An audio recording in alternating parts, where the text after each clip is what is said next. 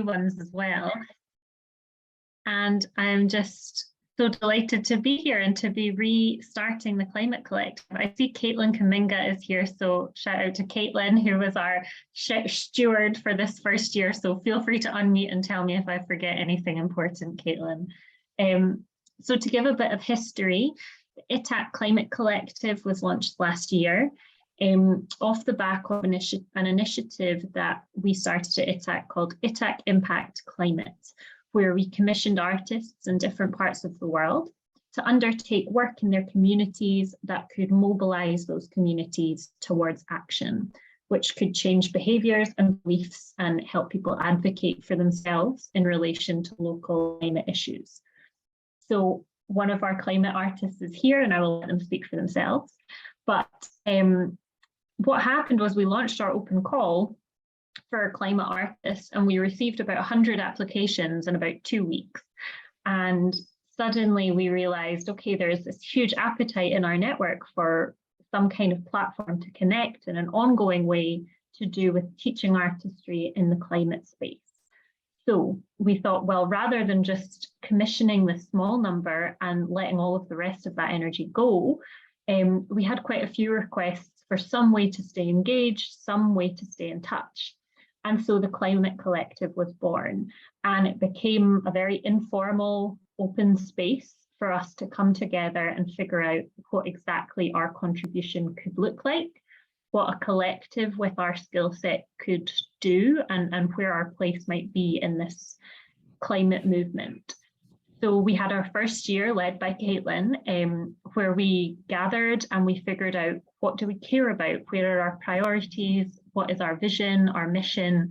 And all of that is on the ITAC website on the Climate Collective page. I won't read it to you because some of you here were involved in drafting that.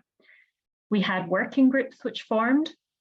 And then at the end of the year, we decided to pause and take stock of what we had learned and what we hoped to build as an even stronger capacity for the next round.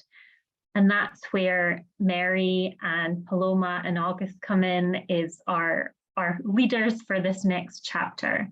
So with that being said, I'll let you guys explain what we're hoping to do for this next phase. Well, thank you so much, Matt, for the introduction and for that piece of history. I think it's really, really interesting. How did we get here? So as Madeleine said, we are a lot of people involved with this relaunch and with this new phase in the history of the ITAC Climate Collective. I would like to invite Mary and Paloma to talk a little bit more about the different organizations that are involved in this project, and also about all the different ways that you will be able to connect and engage within the ITAC Climate Collective. Mary, if you want to tell us a little bit more about this. Sure. Hi everyone again. Hopefully some of you already saw my face and Paloma's as well in the event. Otherwise, we can share the video with you again for the ones who haven't. My name is Maria, but everyone calls me Mary. And I coordinate the teams in an organization that's based in Argentina that's called Ecohouse Global. I actually work with the team regarding education and regarding activism as well. And we've been encouraging here in our country and actually in our region. We just came back from Costa Rica with Paloma, with all the youth, climate youth of Latin America, encouraging them to change the world, actually.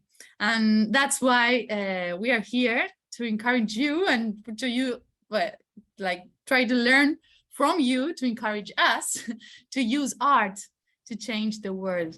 And so how we were going to do that? We have different kind of activities that we are going to propose. From Ecohouse, I work in team with Agus as well, that's leading this meeting. And we were going to be in charge of the meetings, actually. There are going to be two different kind of meetings, of gatherings. One kind will be the climate cafes, which are this new incorporation to the Climate Collective. And the idea of the Climate Collective is that of the climate cafes, that we get to know each other, not just to network, but actually to put our creativity on the table and start creating projects that inspire others, that to raise awareness and to start and to join this revolution through art.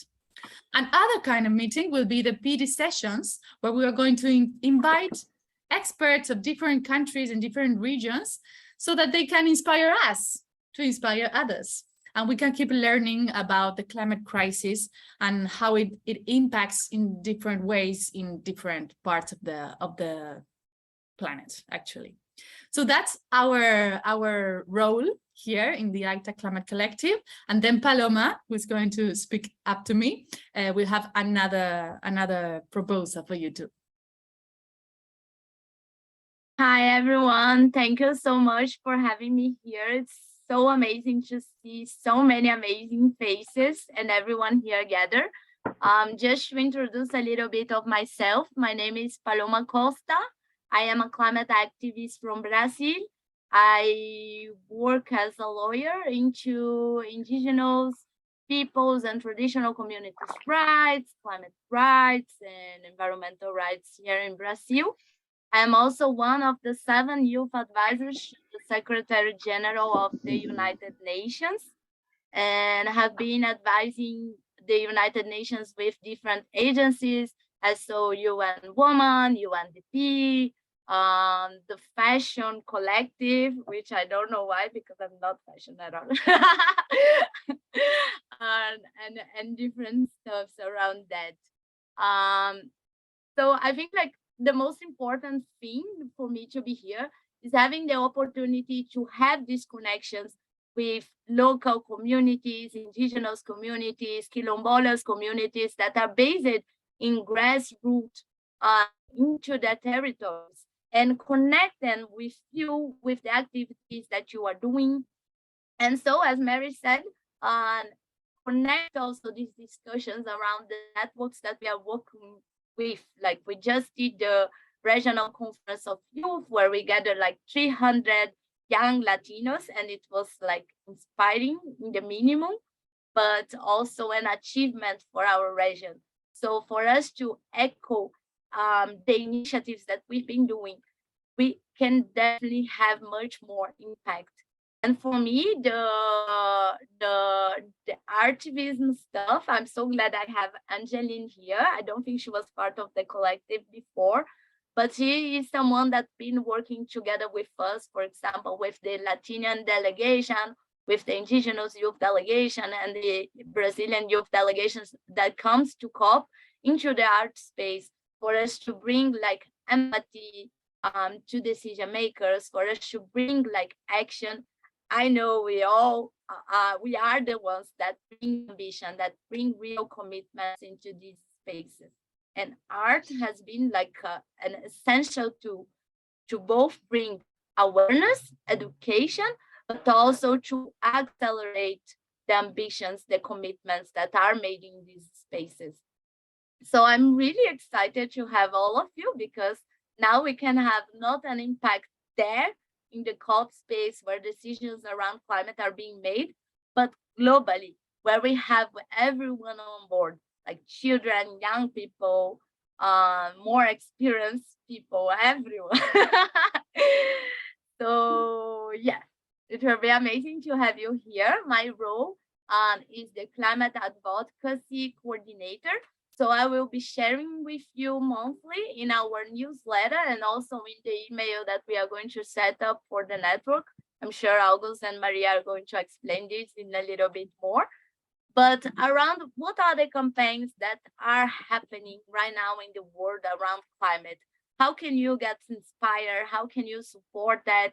If you, I mean, we are all overwhelmed. I'm changing my president this Sunday, so I'm definitely overwhelmed with that. And yeah, we hope.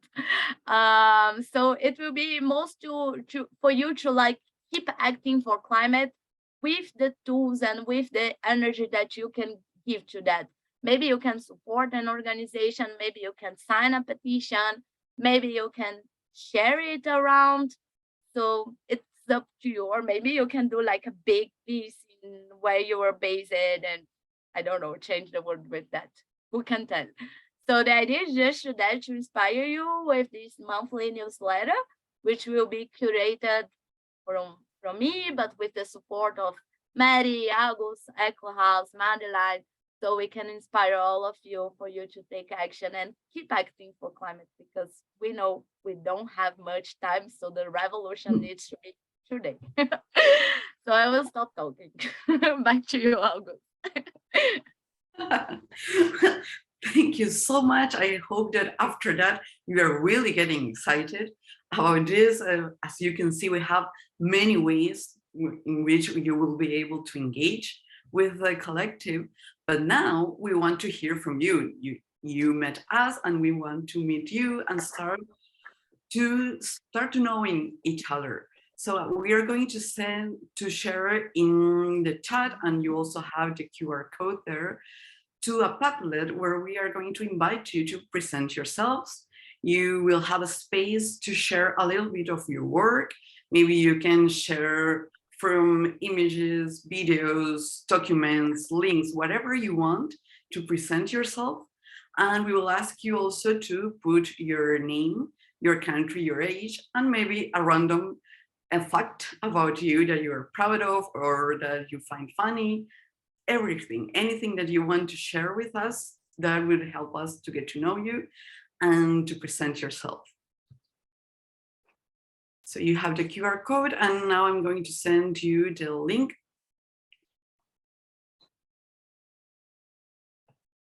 through the chat.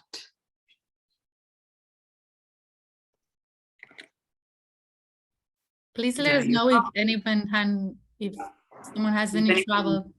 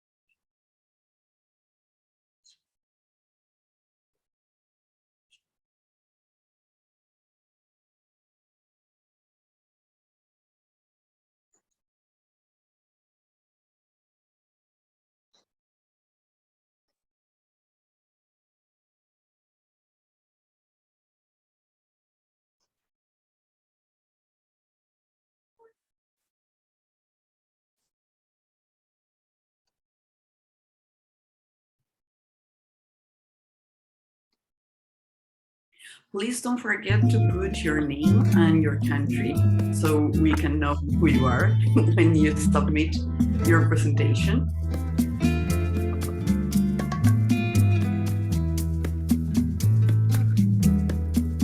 Yo quiero caminar. If there's any doubt, in the left corner you have all the things that you have to put to present yourself. Yo quiero caminar. I think we all have an animal we love more than normal. De un río que mañana I can relate with that. But I do love monkeys more than a la tierra. The big ones or the small ones? Everyone who looks like a monkey to me gets this sense of my love and attention. Puedo ver la raíz, sentirme tierra también.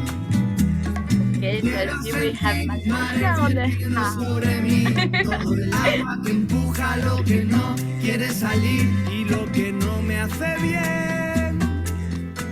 Lo voy echando de mí. Oh, the heart. en este mundo. Please, if you want to add also something related to your work, maybe a link, pictures, music, documents, whatever you want, so you can get to know your work too. Pero lo hemos perdido. Whoa, fire! I want to see that live. Y sentimos. Más que máquinas, necesitamos humanidad. Más que inteligencia, tener bondad y dulzura. Sin estas cualidades, la vida será violenta. Se perderá todo. Tendré que navegar contra marea que tratan de arrastrarme hasta el final. We can do a band, definitely. Más quiero yo volar con alas nuevas, que haciendo de acordes y al compás del ritmo, y tiraré semillas a la tierra, semillas que muy pronto brotarán. Ah, de Bolsonaro! Y traerán amor y llevan guerra, que traiga redención y libertad. Déjame ver cómo va entrando por mis pies, es la tierra latiendo que va encendiéndome la piel, y puedo ver la raíz, sentirme tierra también. Quiero sentir mares vertiendo sobre mí, todo el agua que empuja lo que no quiere salir y lo que no me hace bien. Lo voy.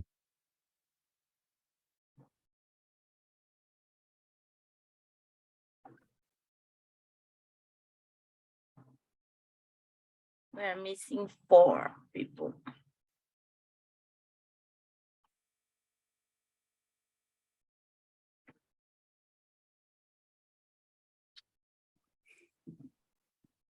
Oh.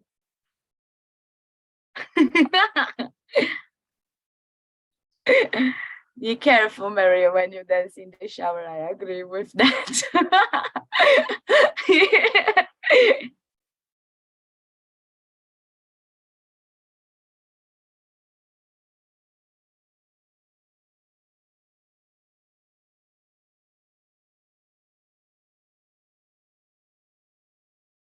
I think we have all, right? Yep, I think. Is there anyone still waiting? You can let us know in the chat. Or open your microphone. That I think we forgot to say, but you can interrupt us anytime you want.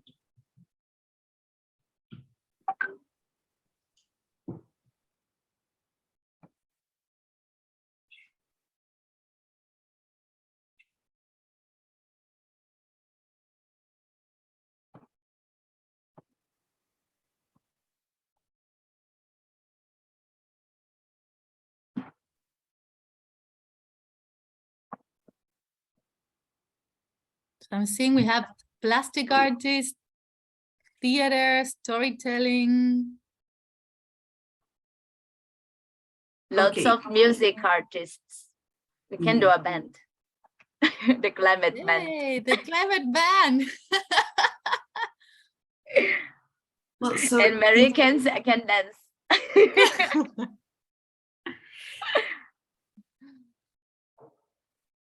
would everyone like Certainly. to open their microphone to present themselves and maybe tell us a little bit about what you wrote or what you put in your presentation?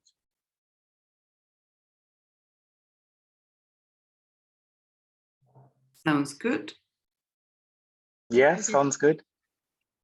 Perfect. Would you like to start? Go. The one who spoke, I cannot see who he is. Amalie, Yes, our artist. Go. Yeah, so hi, my name is Amalin. I am from Malaysia.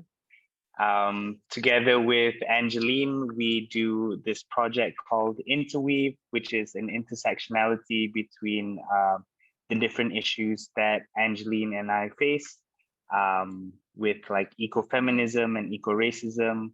And this is a collaboration between the two of us to express our different skills and talents and how we can support the environmental movement. In the past, we've worked on a specific issue, which is to do with like plastic waste and plastic generation and like just generally the plastic issue. I myself do a lot of work mainly with like puppetry, making giant puppets. That's one of the ways me and Paloma became very close, is like at one of the COPs, we made a giant Bolsonaro puppet. And I had to spend one day trying to be Bolsonaro. And like, yeah, we were doing the whole finger gun thingy. And like, so yeah, I do a little bit of the more puppet theater aspect in Interweave. Yeah, it was a crazy experience. Like, oh, it's, but it was really fun, an amazing time. Angelina and I have been doing a lot of different projects throughout the years. And yeah, that's about me. I have a big smile and a really loud voice. I don't really need a megaphone. Yeah, I pass it on to the next person, maybe Fernanda Galvez, if that's okay.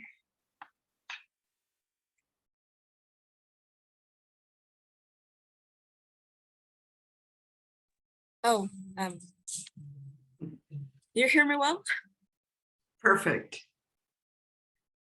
Well, I think I have to introduce a little bit of myself, but I already posted there. It's like the last one. Hello, everyone. My name is Fernanda Galvez. I'm from Peru. I'm very proud of being here. I mean, in my territory, I really like it. I love doing territorial local activism because I really love to not only like being in international spaces, but also learning about my own country, about the past of my country. You know, Latin American countries have very colonialism history. So working against that in these times, it's amazing with farmers, with feminism movement here, that it's not a lot, but we're working on it. And also that the climate action, I think it's very like a plus in our intersectional and social struggles. So I'm very into that. And I also illustrator. I have a project in environmental climate education with intersectional approach. So I put the link there. And well, in fact, I'm very happy to be here, share with all of you. I met Paloma in Costa Rica, in Alcoy. We had a very insane moment there. And well, I think that's everything. Who do you pass the microphone to? All right, let me see. Or maybe there's someone that wants to talk, so feel free. Don't feel pressured. Freedom is overrated here. If you give them the chance, they won't talk. Okay, I'm a teacher, so I get nervous when there's silence, and I mean, we're all teaching artists, but I hate it when we're sitting around and nobody's taking the microphone. I'm really excited for this next chapter of the Climate Collective. I'm excited to be in the audience and not running things. That's really nice.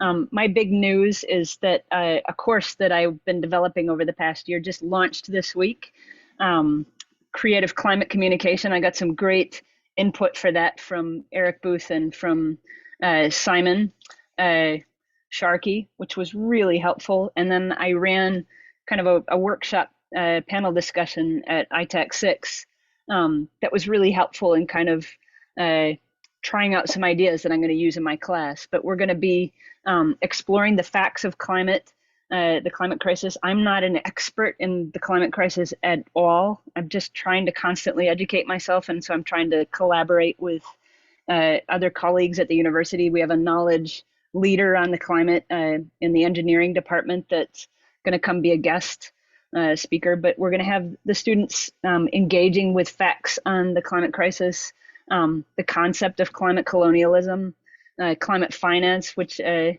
the less provocative way of saying climate reparations. We're going to explore that. Trinidad and Tobago is an ex-colony. So it's interesting to be a white American lady running the class with my Trinidadian students. But so we're going to explore a lot of really interesting, provocative ideas. And then they're going to express their knowledge through a performance project that kind of takes inspiration from carnival arts. I'm a double bassist by trade. I was largely had an orchestral career until I kind of took a left turn and wound up in Trinidad. And if you want to know more, we'll have a private chat. I don't want to commandeer the meeting. Thanks so much for starting this up again. Thank you so much. I don't know, Angeline, maybe do you want to follow? Sorry, Call names, yes. I was finding Fernando on Instagram because I've just started a master's in illustration. I was like, wow, more illustrators that are doing similar things. So Amelin kind of covered interweave, and I think it's really great that there's so many Latin American folks here, because this summer we're hoping to go work with a friend of mine in Ecuador who's organizing the trash pickers in the area. She's in a small town called Puerto Lopez, and it's like it's a great place for whale watching and manta rays. And anyway, but they also, I think like many lower income areas, they end up throwing their trash in the nature reserve not so far from the town. And so the trash pickers are organizing to do more recycling. And I think, recycling is, I'm not going to go into a lecture about recycling, but anyway, they're looking for ways to be more effective with their trash. And so we're hoping, Amelin and I are hoping to go to South America this summer to work with them and help them turn some of this trash into art and then sell it potentially to tourists and online, because there's a lot of ecotourism there, which is, another thing that one can argue about the dodgy aspects of. But the bottom line is these people need to make a living. And so we want to support them with that. And we're also, I put up our giant Bolsonaro puppet and that's Amelin inside. But we're also thinking about going to other Latin American countries this summer and trying to get funding to make puppets for different projects. So if anyone wants giant puppets this summer, we are looking for different organizations to partner with who want or mural painting or different art interactions with their movements. We're hoping to spend at least part of June and July, and if it works well enough, in maybe even August in Latin America making stuff. So I put our Facebook up there, but I'll also add in a response our email if anybody wants to get in touch personally about a Latin American art tour.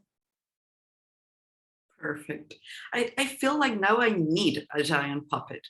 I don't know why. Everybody needs giant puppets. You do. You do. We brought the tiny puppet to here. It's in Brazil. It's a necessity I didn't know I had, but now I know and I want one. You need.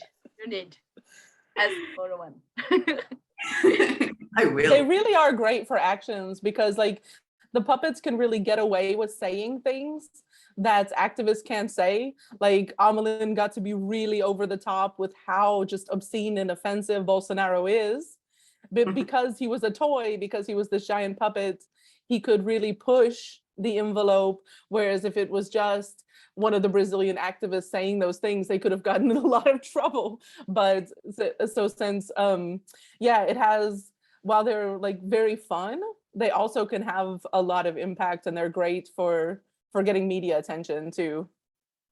It was the cop that we were being spied, by the way. So it was really like a matter of security, because Amelin could say everything Bolsonaro was saying, but it was not us. So not my problem. It is on Amelin and Bolsonaro. Safety first. Okay, is there anyone else who wants to present themselves? Okay, I see Brenda raising her hand. Welcome, Brenda. Hi, everyone. I'm just so inspired by all of the puppetry artists in the Zoom room today. I'm from Boston and I work in opera and puppetry.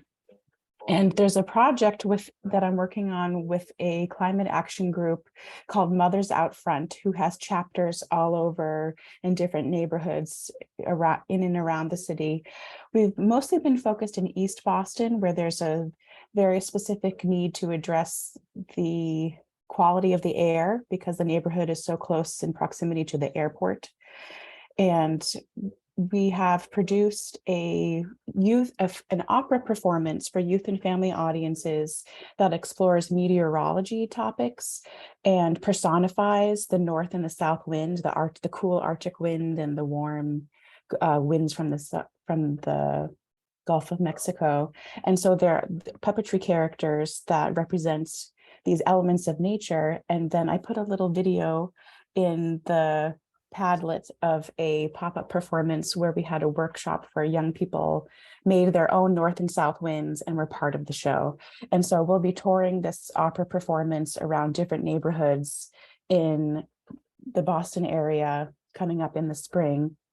And I'm it's so interesting someone had mentioned the Amal puppet in the chat, because I'm really inspired by this work and the way that they have connected these community pop-ups in partnerships with different organizations that are hyper local, focused on issues that are important to that community.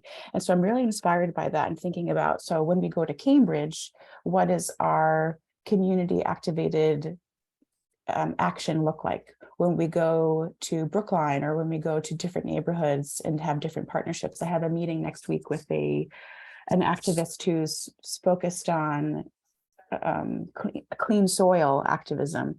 And so just thinking about how do we take this interactive opera production on tour and then have these, I think the Amal group is calling them welcome events.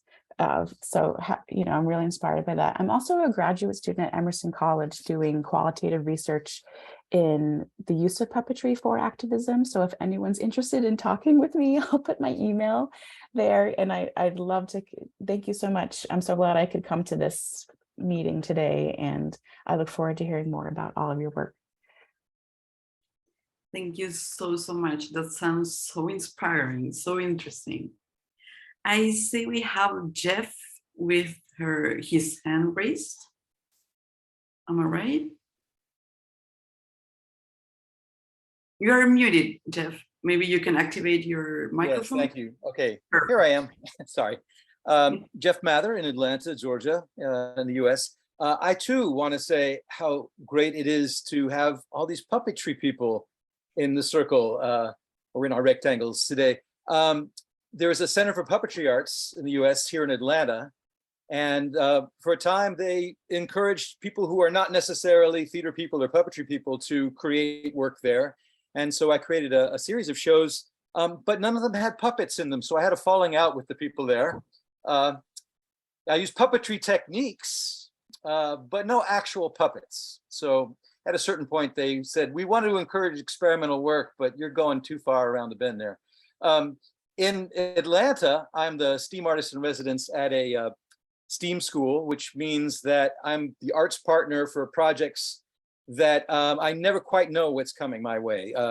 There's a duo of dynamic environmental science teachers who love to combine words. So they've come up with this word, sustainability. So I am the design coach for the Sustainability Lab. And we've done a lot of work around water sustainability with the students. I'm part of two different groups that are both spin-offs of ITAC. One was started by Pat Cruz, is called TEACH. And of course that has to stand for something. So it's Transcontinental Educator Artists Collective for Humanity. You get that? And that is a way to bring educators and teaching artists together in Italy, initially, to collaborate and design projects that address climate change to then bring back to the various communities that these people all come from different countries. So we had to do a virtual conference last summer, but a group did go to Italy this summer. So Pat just moved to the south of France, and she did a workshop at ITAC earlier this month about how she and her husband bought this old stone mill building that's like 4 stories tall, and they're turning it into a retreat center for teaching artists. So if you have a notion to go retreat in the south of France, we're kind of more in the middle of France, really, what Pat Cruz is doing is really great. The other group spun off of ITAC when it was hosted virtually in Seoul, Korea, and that group has now changed its name to Africa US Teaching Artists Exchange. And we, as a group of artists in African countries and mostly also in the US, we submitted a proposal for an ITAC climate change grant. And interestingly, we got a letter back that said, yeah, you broke all the rules. You don't really fit this way this grant was set up. But what you're proposing to do is so exciting that we found funders to fund you all. So, you know, we get a grant, and then of course we're slicing that pie up so that it's sort of seed money for a lot of projects in each of these different countries. And my project, my slice of that is on the Georgia seacoast. There's an island called Tybee Island, and there's only one public school on the island. There are days that you can't drive to the bridge to get onto the island because of the tides, because of sea level rise. And so I'm partnering students at that school with Georgia Tech University people who are researching sea level rise by programming little microcomputers and strapping them to the piers and docks. So they report in all this data from 60 different places along the Georgia seacoast. And the students are going to make a floating sculpture that is kind of like a navigational buoy that will do data visualization about sea level rise. And because it's an island that they live on, this sculpture will be able to be seen from all the way around the island once we get it built. So that's what's going on with me. And let me toss it to Raz. Hey, Raz. Oh, hello. Hi, everyone. I'm Raz Salvarita. I'm calling from the island of Panay in the middle of the Philippines. And I was an ITAC fellow last year, and I'm continuing the project this year as well. And shortly, I'll share to you, a snippet about this project. So I guess I'll call on Fran Stallings perhaps to share to us. Hi, Fran. Hi there. Thank you. I'm in Oklahoma in the U.S. I'm a former biology teacher, and I have been a teaching artist as an environmental storyteller for a long time. I'm currently working on projects to help individuals tell their environmental story. I do virtual coaching, and every month the EcoTellers listserv offers at several different times of day because we're international, and so the clock is kind of messed up. But we have sessions where we get together and coach each other to make the stories more impactful and make sure that they're scientifically accurate also. Currently, we're having the monarch butterflies migrate through here. So let me quickly show you something. Here's a little deal. Yeah, okay. The monarch lays an egg on the leaf, which turns into a caterpillar, which turns into a chrysalis on the leaf, which becomes a butterfly. And I used Zoom with the camera to teach people how to make that paper folding thing for life cycles, water cycles, all kinds of things like that to use in programs and of course on Zoom. So that's what That's what we're doing. Let's see. Barry, has Barry spoken? Barry has not spoken. Thank you, Fran. Hi, everyone. I'm Barry. I kind of linger on the fringes of ITAC. I come when I can. My work is as a teaching artist, so I'm in schools all the time. Right now, I'm in between sessions dealing with the periodic table, a science integrated lesson with 8th graders or 14-year-olds at a school near where I live in Atlanta, Georgia. And my work really focuses a lot on integrating science and math, using drama in the curriculum. And I'm also doing a lot of work focusing on identifying especially young children's literature that promotes the values of community, certainly sustainability as well, but really putting a focus in my work of using literature like that more in the work that I do. That's me. I'll pass it over. Flor, have you spoken yet? Come on. Well, hi, I'm Flor. I'm 19 years old. I don't know if my microphone is okay. Yeah, it's okay. And I'm sorry about the light. It's horrible. I'm sorry. It's disappointing. I'm not in my house, so well. Well, I'm 19 years old. Let's say that already. I'm a student. Since long time ago, I have thinking about the way that I could contribute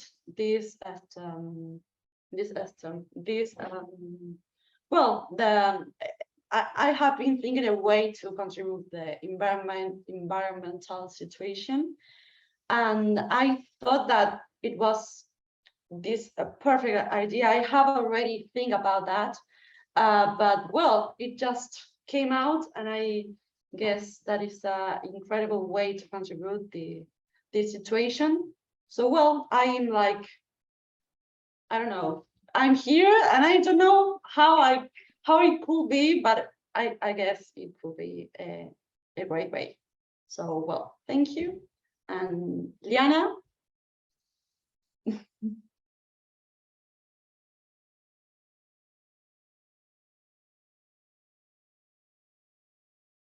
We can't hear you, Liana.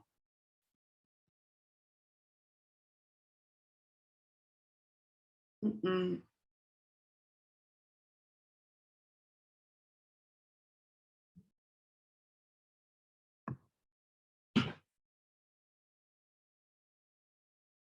Nope. No, it's not working. Maybe we can try someone else while Liana tries to sort that out.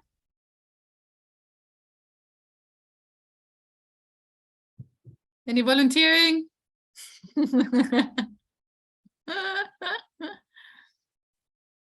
I think Liana was the last one, wasn't she? I think Daniel said he wasn't able to speak. Yeah, I can present myself shortly. Hi guys, I'm Danny. Well, first of all, I'm an artist since I consider myself an artist. I play several instruments and I love music. And I work with sustainable food systems, trying to develop sustainable food systems in the agriculture mostly. I work in WWF, the Argentinian the Argentinian office of WWF. Nice to meet you. Perfect. Welcome, Danny. I don't know, Liana, if you could solve the microphone problem. Okay, maybe you can write in the chat, but we also have all the presentations you did on the Padlet. I see you have been putting all your medias and social medias. I will welcome you to put them also in the Padlet so we don't lose them. And also it's your space, this Padlet. So if you want to continue putting your work there, asking people to follow you, sharing whatever you want, it's for you. So you're more than welcome to embrace it and use that space to present yourself and to share with all the group whatever you want. So we have another space to keep in touch. Nevertheless, at the end of the meeting, we are going to talk a little bit more about the different channels of communication so we can maybe choose one, maybe, or a WhatsApp group, or continue through a mailing list, whatever we think is best for staying in touch. But let's leave that to the end of the session. Now I will welcome Raz. He is our special presenter today. He's going to tell us a little bit more about his campaign that is called Unmasking Climate Injustices. His campaign is what sparked the idea for the first campaign that we are going to develop within the ITAC Climate Collective. So I welcome him to present a little bit and to tell us about this global campaign. All right. Hello, everyone. Thank you for this. I'll share this very briefly because time-wise, I feel we're kind of close to the end, but let's do this. All right.